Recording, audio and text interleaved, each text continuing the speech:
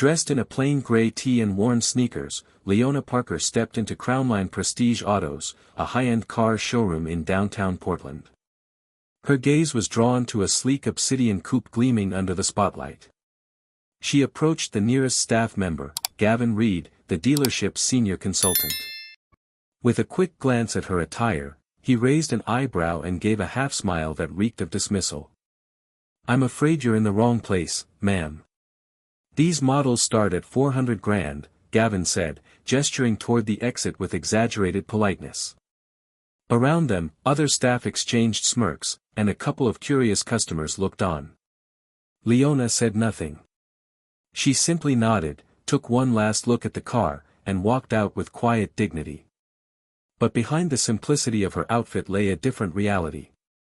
What Gavin and the others didn't know was that Leona was no dreamer. And she wasn't there to browse. What they had just dismissed was a woman of vision and influence. The next morning, their assumptions would be shattered by the arrival of someone they never expected. Back at her countryside home just outside the city, Leona Parker sipped coffee on the balcony overlooking her lavender field. Though she appeared calm, her mind lingered on the morning's insult at Crownline Prestige Autos. Later that afternoon, she recounted the event to her husband, Elliot Crane, a reclusive but highly influential clean energy mogul. Elliot, who had built his empire on solar storage innovation, listened closely. Over a decade of marriage had made him fluent in Leona's expressions. He noticed the slight tension in her jaw, the forced smile.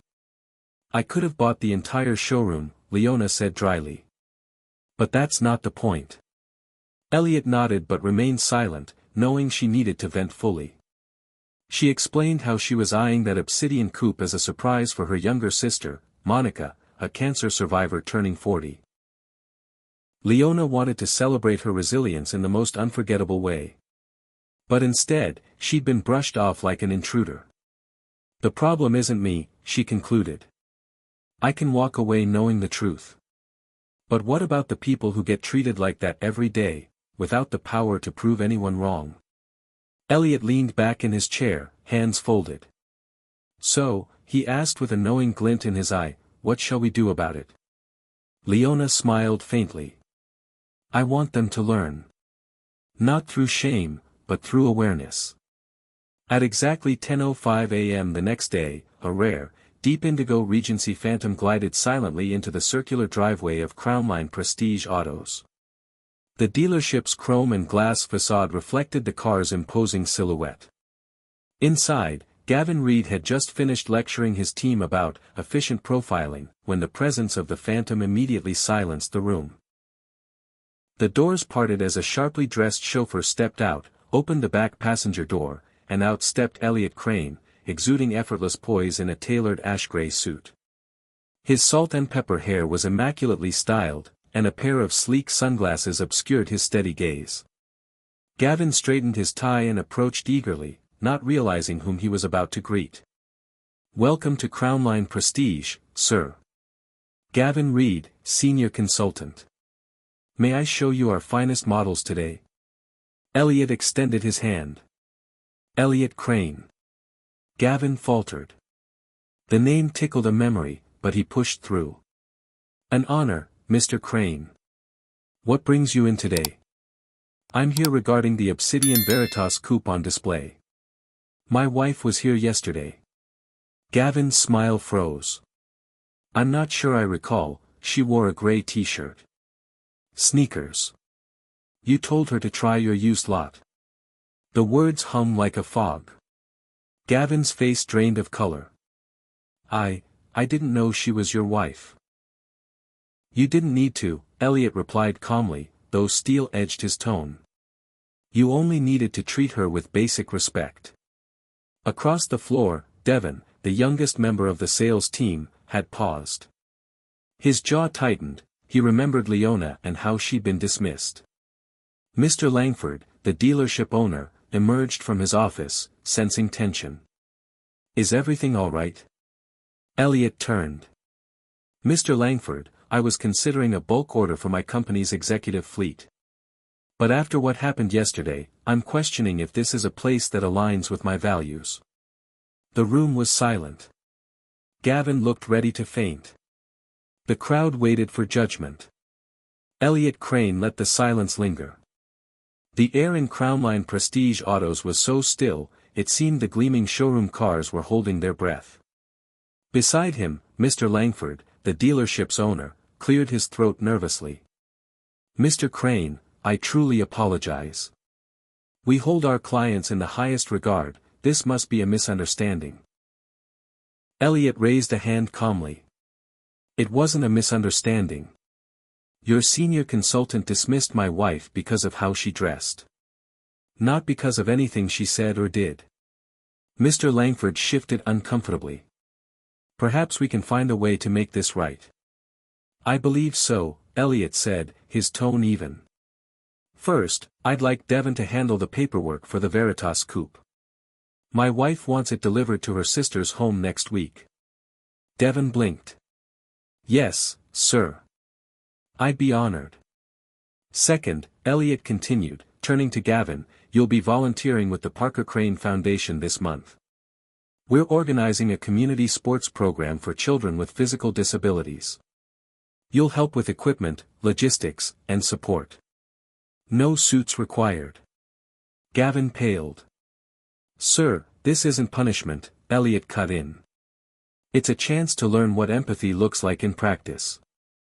The room remained silent, except for the quiet scribble of Devon writing down order details. "And one more thing," Elliot added, turning to Mr. Langford, "I suggest your dealership consider unconscious bias training. My wife may have walked out yesterday, but others might walk in, and never return." Mr. Langford nodded rapidly. "Absolutely. We'll initiate it immediately." As Elliot headed toward the exit, he stopped at the Veritas coupe and ran his hand gently over its fender. "Leona has excellent taste," he said with a soft smile. Behind him, Gavin stood frozen. In a single day, he had gone from smug gatekeeper to reluctant student in a much larger classroom. 1 month later, the Parker Crane Foundation's Unity Gala transformed the historic Grand Sequoia Hotel into a celebration of courage, community, and inclusion. Donors mingled with families and children who had benefited from the foundation's outreach programs. Near the check-in desk, Gavin Reed, once Crownline's pride, now wore a simple staff polo and guided guests with quiet focus. He handed out programs, pushed wheelchairs, and helped set up adaptive basketball nets. His polished shoes had been traded for sneakers. His practiced sales pitch replaced by genuine smiles. Across the room, Leona Parker, dressed in an elegant yet modest navy gown, spotted Gavin kneeling to adjust a child's prosthetic strap. She walked over. "How's the work treating you, Mr. Reed?" He stood up slowly, dusting off his hands. "Humbling," he said. "And overdue." Leona glanced across the room, where a young boy was laughing with Devon. "I heard you're helping coach adaptive sports." Gavin nodded.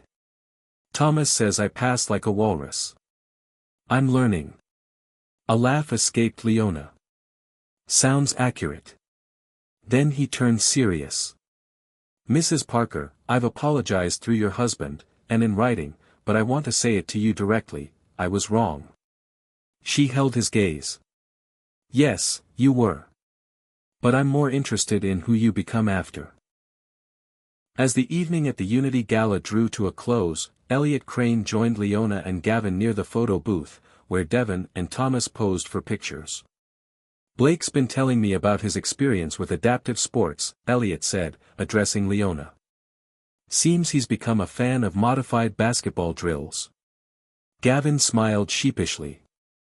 "Still getting the hang of it." "Devon says you've been mentoring him," Elliot added. "He's growing fast." Gavin nodded. "He has the heart for it. Just needed someone to remind him not to doubt himself." Elliot placed a hand on Gavin's shoulder. "That brings me to why I wanted to speak to you tonight. Remember that executive fleet I mentioned? 7 new vehicles. If you're willing, I'd like you to lead that transaction." Gavin's jaw dropped. "Me? You've earned a second chance," Elliot said. Not because of your past, but because of your present. Across the hall, children were dancing with their parents, music echoing softly.